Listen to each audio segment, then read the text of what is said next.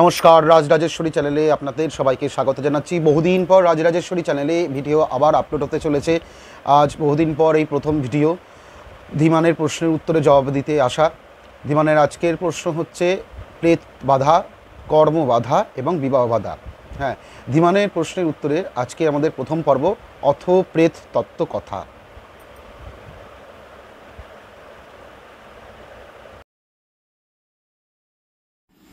নমস্কার আপনাদের সবাইকে আমাদের ইউটিউব চ্যানেল রাজরাজেশ্বরী।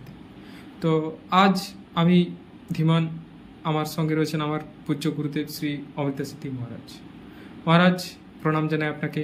তো মহারাজ, আজ যে বিষয়গুলি সম্পর্কে আমরা আপনার কাছে জানতে চাইব সেগুলি ত্রিবিধ বন্ধন বা ত্রিবিধ দোষ, যেগুলি মূলত বহুল প্রচলিত, যেমন কর্মবন্ধন, বিবাহ বন্ধন ও প্রেতবন্ধন।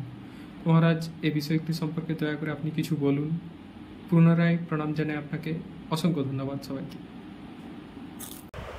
প্রেত তত্ত্ব কথা, প্রেত বাধা বা প্রেত বন্ধন। এখানে যেহেতু প্রশ্নটি আমার কাছে পরিষ্কার হয়ে ওঠেনি, তাই আমি নিরপেক্ষ একটি উত্তর দিচ্ছি। প্রেত কাকে বলে? মানুষের থেকে নিম্ন শ্রেণীর যে সমস্ত জীব আছে তাদেরকে প্রেত, দানব, দৈত্য, বেতাল, পিশাচ, জিন, ভূত ইত্যাদি বলা হয়। মানুষের থেকে যে সমস্ত উচ্চকোটি শ্রেণীর জীব রয়েছেন তাদের যক্ষ, যক্ষিণী, যোগিনী, উপদেবতা, আদিদেবতা, রক্ষক, বটুক, ক্ষেত্রপাল আদি আছে। দেবতা এবং মানুষের মাঝখানে আরও একটি ডাইমেনশন আছে যেখানে পিতৃপুরুষগণ থাকে। এনার্জি নেভার ডাই, শক্তির কোনো দিন ধ্বংস হয় না, শক্তি কেবলমাত্র পরিবর্তন হয় মাত্র। প্রেত কাকে বলে এটি আগে জানতে হবে, ততপরি প্রেত বাধা বা প্রেত বন্ধন কি সেটি আমাদের পরের বিষয়।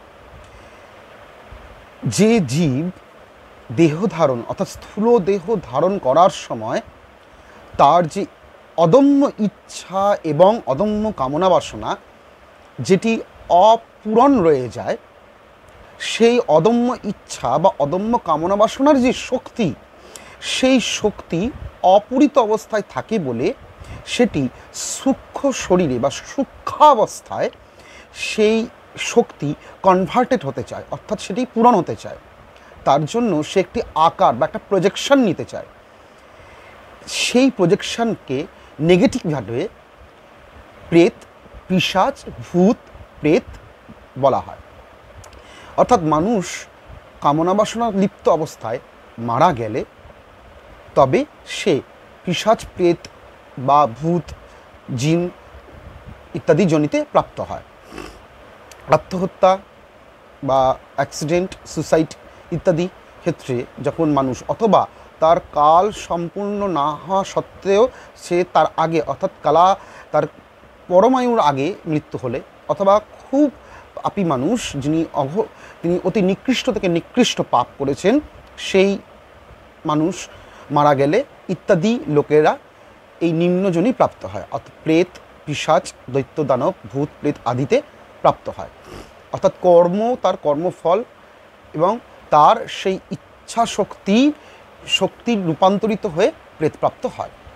প্রেত প্রাপ্ত হলে কি হয়? প্রেত প্রাপ্ত হলে সর্বপ্রথম যে জীবটি প্রেত প্রাপ্ত হলো সূক্ষ্মাবস্থায়, সে বিচরণ করে বায়ুর ওপর ভেদ করে। তারা বায়ু অবস্থায় থাকে, বায়ুভূক অবস্থায় থাকে। তারা মাটিতে নামতে পারে না, কোনো কিছুর ওপর আধার করতে পারে না, অর্থাৎ তাদের কোনো ক্ষেত্র থাকে না। প্রেতাবস্থায় তারা সাধারণ খাবার খেতে পারে না, সাধারণভাবে বিচরণ করতে পারে না।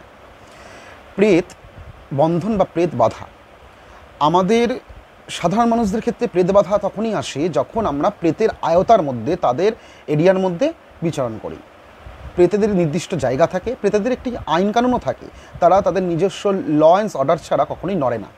তাদের একজন হেড থাকে প্রেতেদের, তিনি ল অ্যান্ড অর্ডার ঠিক করে দেন। তিনি রাজার মতো, তিনি শাসন ব্যবস্থা অর্থাৎ প্রেতেদের অ্যাডমিনিস্ট্রেটিভ তিনি নির্ধারণ করেন। সাধারণ মানুষ যদি তাদের এন্টাইটিটির মধ্যে প্রবেশ করে তবেই তাদের একটি বাধা মনে হয় বলে তারা সাধারণ মানুষের ওপর সে বাধা সৃষ্টি করে।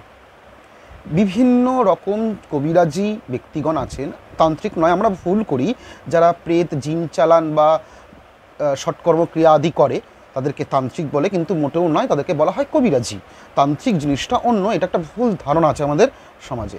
যারা কবিরাজি প্রেত জিন চালান করে, অর্থাৎ এই সমস্ত এন্টাইটিটির শক্তিকে নিজের ক্ষমতার বশে আনে এবং তাদেরকে চালান করে, অর্থাৎ বিভিন্ন মানুষের প্রতি তাদের ক্ষতি করার জন্য, নেগেটিভিটি করার জন্য তাদেরকে প্রেরণ করা হয়, পাঠিয়ে দেওয়া, অর্থাৎ শক্তিকে পাঠিয়ে দেওয়া হয়, এই নেগেটিভিটি এন্টাইটিটিকে শক্তিকে পাঠিয়ে দেওয়া হয়।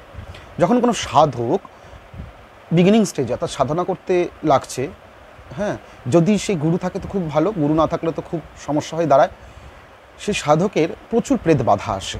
অর্থাৎ সাধনা করাকালীন তার সাধনা যাতে না সম্পূর্ণ হয়, তাই জন্য অনেক এন্টাইটি আছে যে তাকে সাধনাতে বাধাপ্রাপ্ত দেয়। সেই জন্য কোনো সাধক যখন সাধনা করতে শুরু করে বিগিনিং স্টেজে, তখন তাকে সর্বপ্রথম প্রেত বাধা বা বন্ধন বা দেহ বন্ধন করতে হয়। এটা গুরু প্রদত্ত পরম্পরার অন্তর্গত, তাই জন্য এইটি সব গুরুরা দিয়ে থাকেন। সর্বপ্রথম প্রেত বাধা, আধি ভৌতিক বাধা বিপত্তি থেকে বাঁচার জন্য নিজেকে দেহ বন্ধন। প্রেত বাধাতে আমাদের অনেক রকম কাজে সমস্যা হয়। কোনো বাড়িতে যদি কোনো প্রেত বাধা থাকে, সেই বাড়িতে বিভিন্ন চিহ্ন দেখে বোঝা যায় সেই বাড়িতে প্রেত বাধা আছে কি নেই।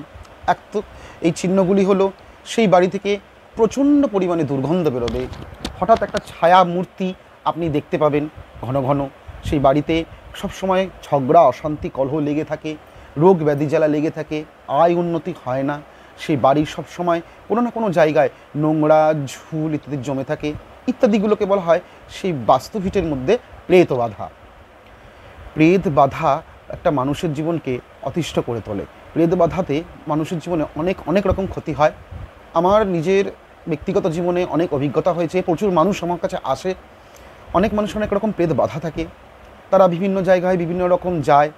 যেমন সহজে আমরা অনেক কিছু মানি না, আমাদের মধ্যে যে সদাচারটা প্রবৃত্তি নয়, অর্থাৎ সদাচারের অত নয়, পদে পদে তার ভয়। যে সদাচার আমরা আজ ওয়েস্টার্ন কালচারের এত ইনফ্লুয়েসড হই, এত মডার্নাইজড হই, যে সদাচার আমরা ভুলতে শিখেছি, সেই সদাচার ভোলার ফলে আমাদের বেশিরভাগ জনেরই প্রেত বাধা হয়।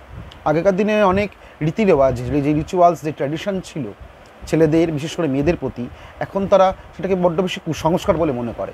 মেয়েদের যেমন চুল খুলে বাইরে যাওয়া উচিত নয়, ছেলেদের যেখানে সেখানে বাথরুম কফ থুতু ফেলা উচিত নয়, যে কোনো সবসময় বাথরুম গেলে যে পরিষ্কার পরিচ্ছন্ন হয়ে থাকা, যাকে শৌচ বলে, শুচিতা শৌচতা মেনটেন করা, ঘামের জামা ঠিকঠাক করে পরিষ্কার করে রাখা, নিজেকে ঠিকঠাক করে পরিষ্কার করে রাখা, এই যে শুচিতা বা শৌচতা মেনটেন করা, এই শৌচতা মেনটেন করা হয় না বলে, যার ফলে আজকাল বেশিরভাগ জনেরকেই দেখা যায় যে তারা কোনো না কোনো আধি ভৌতিক অথবা প্রেত বাধার মধ্যে ভুগছে।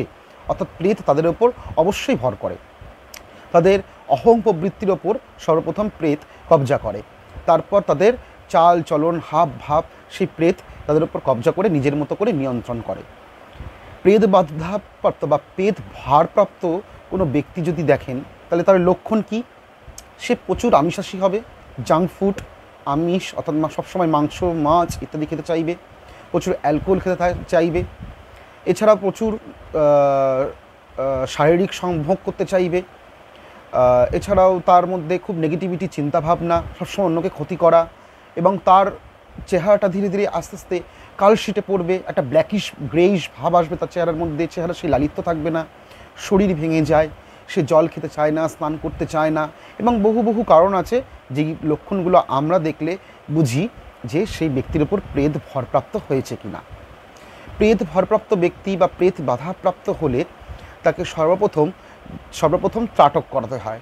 ত্রাটক সর্বপ্রথম হচ্ছে মন বুদ্ধি অহংকারকে রিস্টোর করা বা রিস্টার্ট করা। আমরা যেমন আমাদের কম্পিউটারকে কোনো প্রবলেম হলে, মোবাইলে কোনো প্রবলেম হলে রিবুট বা রিস্টার্ট করি, তেমনি আমাদের শরীরের ব্রেনকেও রিবুট বা রিস্টার্ট করার একমাত্র উপায় সর্বপ্রথম বেসিক ফান্ডামেন্টাল স্টেজে হচ্ছে ত্রাটক। ত্রাটকের ফলে রিবুট হলে তারপর আস্তে আস্তে ধীরে ধীরে স্টেপ বাই স্টেপ আমরা সে প্রেত বাধাপ্রাপ্ত ব্যক্তিকে ধীরে ধীরে তার প্রেত দূরিত করি। কোনো প্রেত খুব বেশি জোরালো হলে তাদেরকে তাড়ানো খুব সমস্যা হয়ে দাঁড়ায়। যে সমস্ত কবিরাজি বা তান্ত্রিকরা আছেন যারা প্রেত বাধা দূর করেন, খুব খতরনাক জায়গায় খতরনাক প্রেত বাধাপ্রাপ্ত হয় হলে সেই প্রেত তাড়ানোর জন্য অনেক রকম ক্রিয়া কার্যকলাপও করতে লাগে।